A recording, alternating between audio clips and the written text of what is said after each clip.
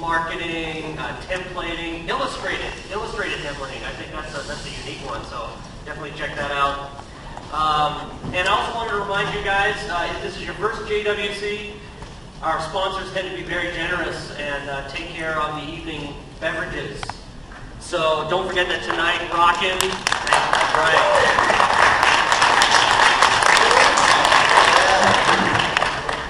So Rockin' tonight is our beverage sponsor, so definitely stick around after the final keynote later today. For now, we've got our second keynote. Rod Martin returns to the Joomla keynote stage. Rod's going to talk to us about personal and business leadership. He is currently the director of live training at OS Training. And I guess I know what the opposite of live training is, but there's like a joke in there somewhere, I think, Rod. And he's not going to, I won't even go there. Rod has been spent a lot of his time educating people about Joomla, and in that role has probably introduced thousands and thousands of people to the platform. So without further ado, Rod, I look forward to your talk.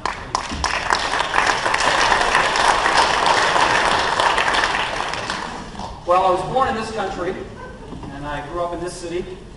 I carry one of these. When we were 10, we moved to this country, and I grew up in this city, Toronto. I carry one of those. About 8 years ago, we moved to this country. I live in the thriving metropolis of Dillsboro, Indiana. If you look up redneck in the dictionary, it's my hometown. We have a car militia 15 minutes from my house. For a Canadian boy, that's really kind of weird. In fact, the last time I went back into Canada, I was in a white panel van. Probably not the best vehicle to go back into Canada in because the customs official looked at me and said, "Do you have any weapons on board?" And I said, "I'm Canadian." She said, "You live in Indiana. Do you have any weapons on board?" I said no. So for those of you who are American, which is probably the vast majority of you today, I do have one of these. I'm legal.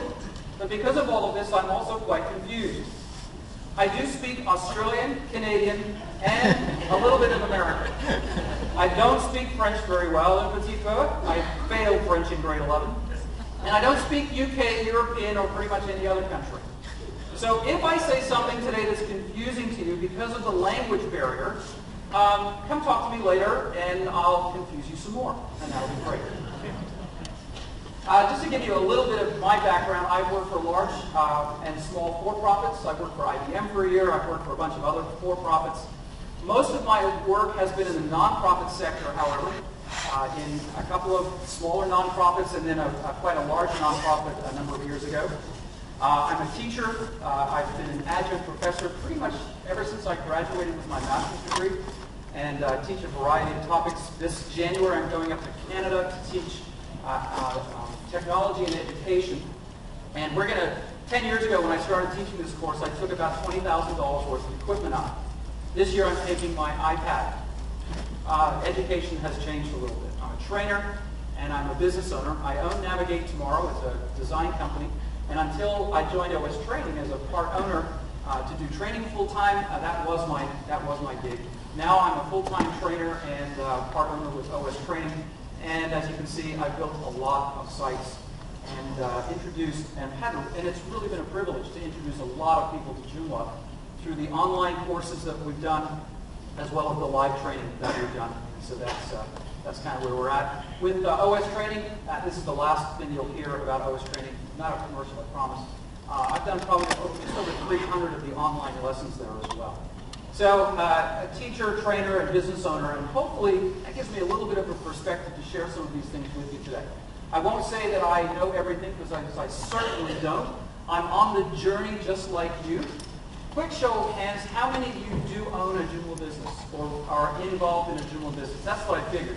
How many of you are solo entrepreneurs? Or as my new friend John right here said, a single dog and pony show.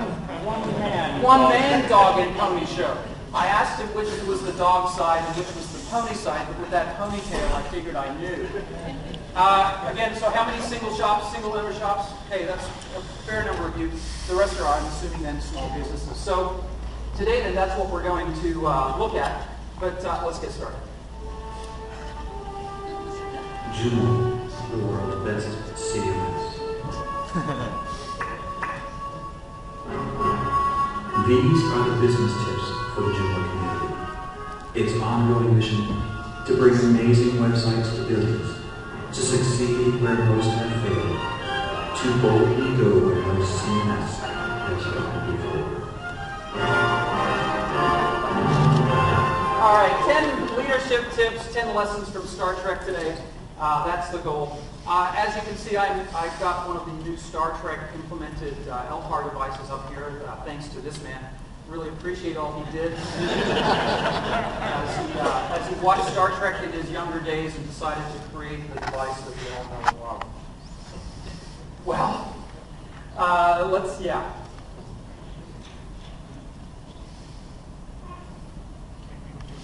Now establishing data link. Of course, if we're going to have an LPARS device, we should really use one. One of the great things about Star Trek is the usability that it gives us, and of course the nice all that kind of stuff. So we're going to talk about a lot of these things today as we go. So the first tip then that I want to share with you is know yourself. I'm going to split this today into personal business, personal leadership, and business leadership. This is the first thing I think every business leader needs to take seriously. I don't think you can really run a business unless you take this seriously. And so let me kind of walk us through some of that thing, some of this from a Star Trek perspective. My name is McCoy. I'm a doctor. Well, am I a doctor or a moon shuttle conductor? I jumped every time a light came on around here and ended up talking to myself. I'm a doctor, not a bricklayer. You're a healer. There's a patient. That's an order. I'm a surgeon, not a psychiatrist. Look, I'm a doctor, not an escalator. Spock, give me a hand. But doctor. I'm a doctor, not an engineer. No, you're an engineer. I'm a doctor, not a coal miner. Keep saying it. Are you a doctor?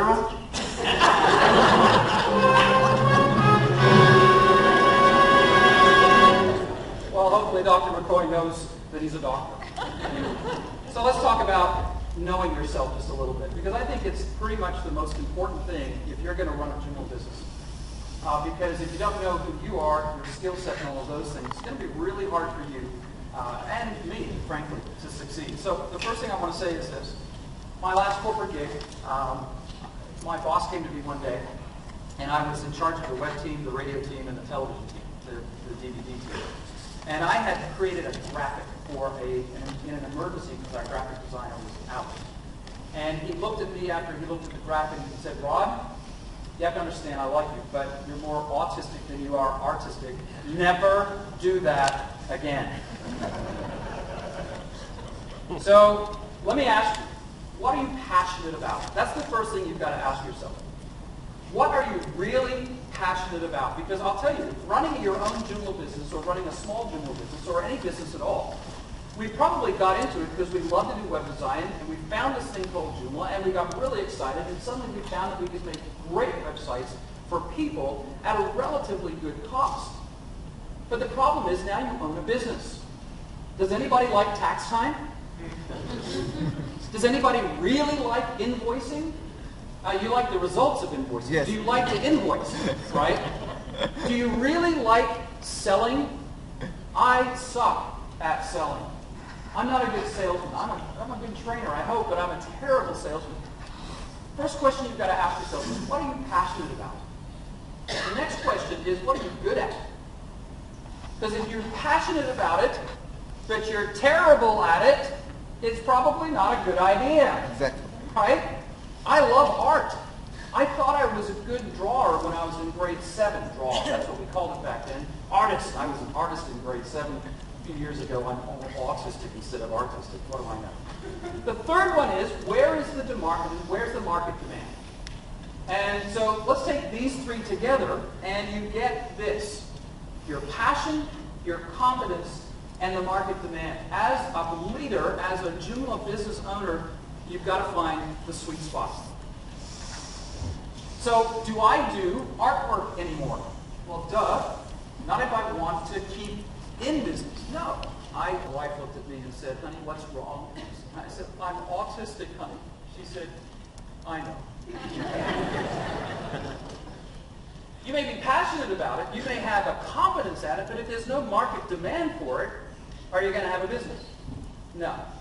So these are the three things I think you need to really watch for when you're actually talking about what kind of business you want to build and what your role in it is going to be.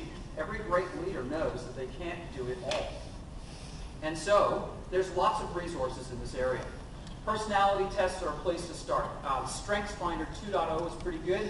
There's the DISC profile, there's the Berkman method, and if you really want to spend a lot of money, there's a whole bunch of others. There are things like great books. I had a prof in seminary who said leaders are readers and readers are leaders. And if you stop reading, you stop leading. So there's lots and lots of books out there, right? First Things First by Stephen Covey, 7 Habits of Highly Effective People. Anything by Peter Drucker. I mean, you can take a MOOC these days and you get your MBA online pretty much without even spending the $75,000 or $180,000 they want here at Harvard for an EMBA. I mean, you know, I whispered that just in case they're recording it. I don't think they care about what I say here.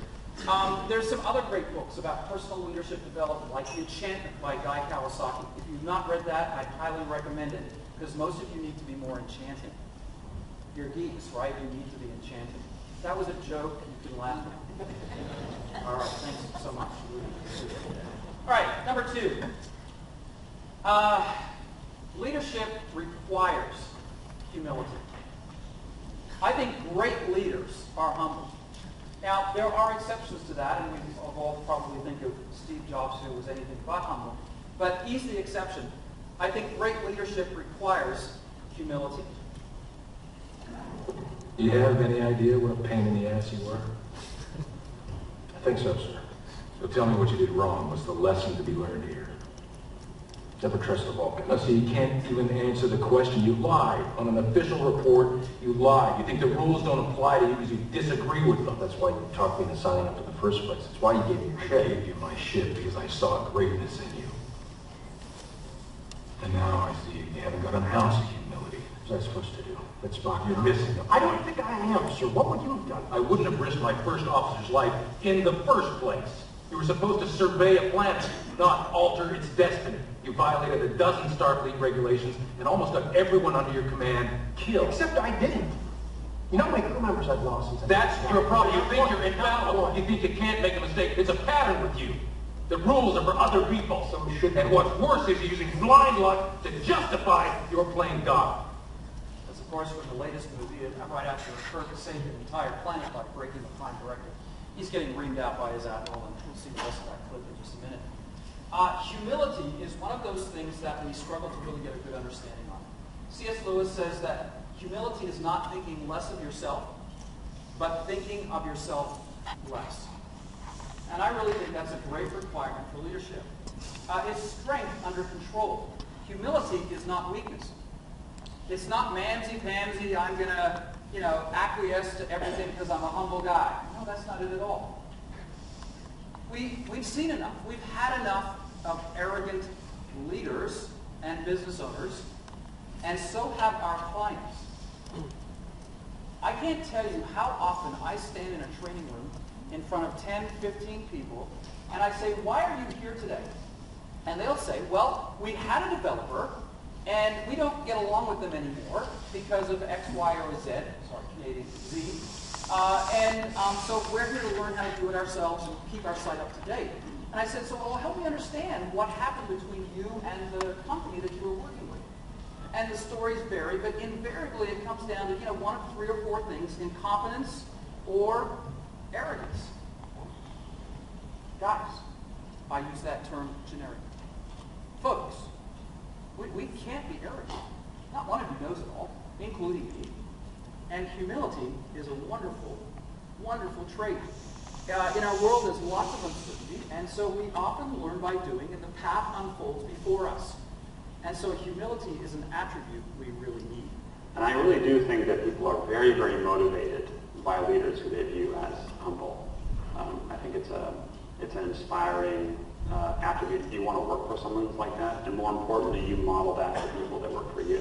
So if you do that as a leader, you build humble leaders who then, in turn, I think, build motivated teams. And that's different from confidence and aggression, being aggressive and ambitious. Those are perfectly symbiotic. But I think underneath that all, you retain humility, you have a good shot at it. All right, so number 2. Number 3, be afraid of the big chair. Now, this kind of goes with number 2, so let me explain what I mean by that.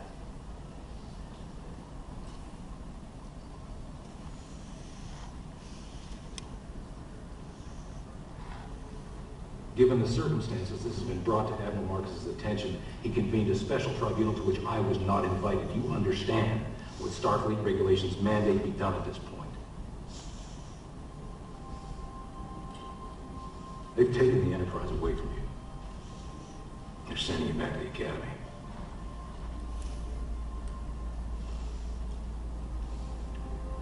Admiral, listen. No, I'm not. Why should I listen? I'm not going to listen. You don't listen to anybody but yourself. You don't. I can't listen.